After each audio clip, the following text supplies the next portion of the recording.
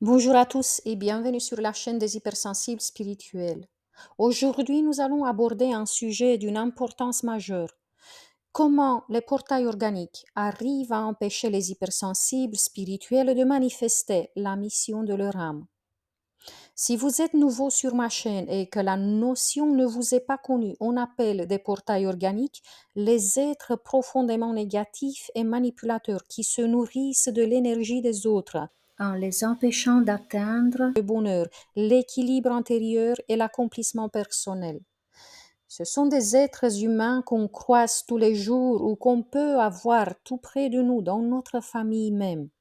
Ils n'ont pas de sensibilité, ils n'ont pas d'empathie ni de connexion avec le divin car leurs chakras supérieurs sont bloqués. Si vous êtes une personne très sensible et spirituelle, vous sentez que ces êtres sont complètement différents de vous et ils sont d'autant plus dangereux pour vous s'il s'agit d'un parent ou d'un conjoint. Il ou elle prétend être votre confident, votre âme sœur. Il ou elle prétend être l'amour de votre vie, dont rien et personne ne peut vous séparer. En réalité, vous ressentez le manque d'affection, le manque de chaleur humaine et d'amour. Votre corps physique vous avertit aussi car il est attaqué énergétiquement par cet être qui ne vous respecte pas, qui est froid, qui manque de compassion et qui ne vous comprend pas. Même si ces mots sont doux et tendres, votre corps ressent le mensonge et la tromperie comme une musique qui sonne faux. Et il vous avertit par une rigidité, par des douleurs et à la longue par des maladies. Psychologiquement, vous ressentez aussi que tout est faux, car il ou elle vous torture constamment en vous provoquant des émotions négatives, de peur, d'anxiété et de confusion profonde. En étant en couple avec un portail organique, vous sentez que l'autre est supérieur à vous. Vous vous sentez un peu comme un enfant constamment remis à sa place, tapé sur les doigts, critiqué et culpabilisé sans arrêt. Le portail organique vous dit qu'il a beaucoup d'empathie pour les enfants ou pour les animaux, mais vous ressentez de l'indifférence. Il vous dit qu'il vous aime, mais vous sentez plutôt de la froideur. Il dit aimer ce que vous aimez, mais vous sentez qu'il n'a aucune passion pour rien. Et si vous connaissez un portail organique depuis longtemps, vous avez pu constater que cet être-là n'a pas progressé du tout. Il ou elle n'a pas du tout évolué, comme s'il n'avait rien appris ni de ses erreurs, ni de l'exemple des autres, ni de la vie.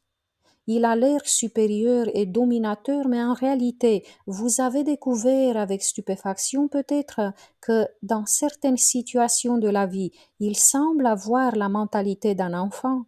Il ne pense jamais avec le cœur. Si vous avez passé beaucoup de temps avec cette personne-là, vous avez pu remarquer aussi que par le silence ou par des critiques, il désapprouve ce que vous faites, ce que vous aimez. Tous vos centres d'intérêt sont diminués ou attaqués directement. Il doit vous éloigner de tout car il doit être votre seul point d'intérêt et c'est cela le signe qu'il ou elle arrive à vous tenir loin de la mission de votre âme. Eh bien, non, vous n'êtes pas venu dans ce monde de basse fréquence pour servir un seul humain. Votre âme a quelque chose de plus important à faire et elle est suffoquée par le portail organique qui vous prend toute votre énergie. De façon plus ou moins discrète, cachée, le PO cherche à bloquer la connexion avec votre intuition et votre guide intérieur. Il peut aussi vous submerger d'émotions négatives comme la peur, la culpabilité ou le doute afin de vous déstabiliser. Enfin, il tente de vous éloigner de tout ce qui est spirituel par une attitude méprisante, par des critiques ou par des reproches. Parce que, effectivement, lorsque vous commencez à développer votre discernement et votre capacité à détecter les énergies négatives, il est de plus en plus difficile de vous manipuler et de vous influencer. Par contre, le portail organique ressentira comme très dangereuse pour lui votre ouverture vers la spiritualité. Il pourrait donc employer les gros moyens pour vous empêcher d'avancer sur ce chemin spirituel et de suivre la voie de votre âme. Si vous êtes en couple avec un portail organique en commençant un travail d'évolution spirituelle profonde sur vous-même, Les conflits sont inévitables. La pression et les attaques énergétiques seront de plus en plus puissants. C'est une étape cruciale pour vous, car vous aurez un choix à faire. Soit vous vous choisissez vous-même et votre âme, soit vous choisissez le portail organique. Les deux ne sont pas compatibles, car il ou elle a besoin d'un esclave et non pas d'un être éveillé. Une personne spirituelle qui pratique des techniques d'évolution personnelle comme la méditation, la PNL, l'auto-hypnose, etc., commencera de plus en plus à respecter son être profond. Pour le portail organique, cela est perçu comme une guerre parce qu'il n'est pas prêt à abandonner une source de nourriture énergétique abondante.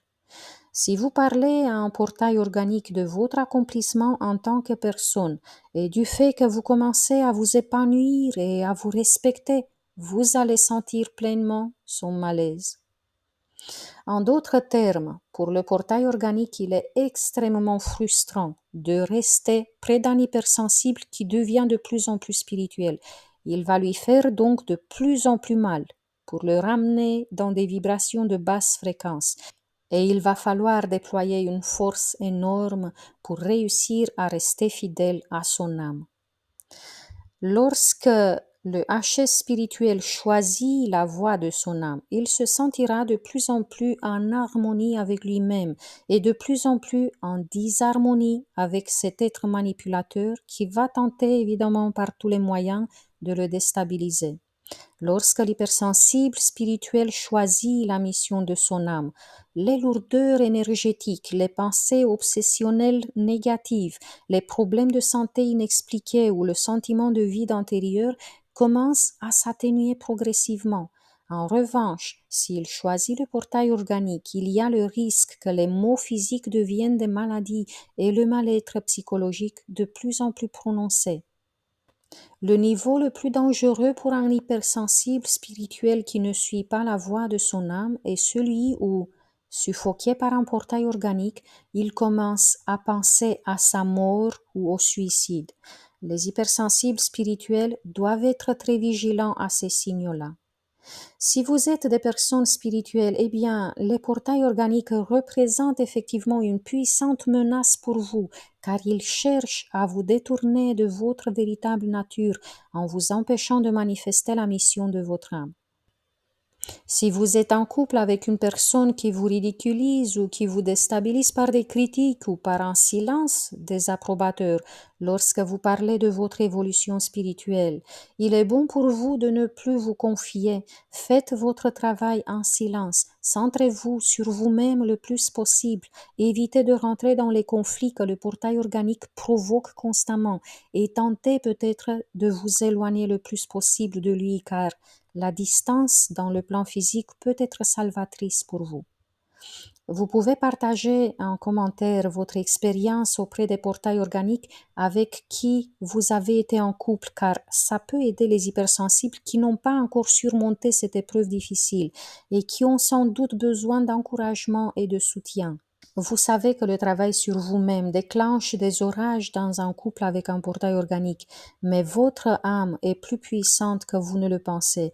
Elle vous ouvrira des portes que vous n'avez pas encore vues et vous aidera à tout surmonter.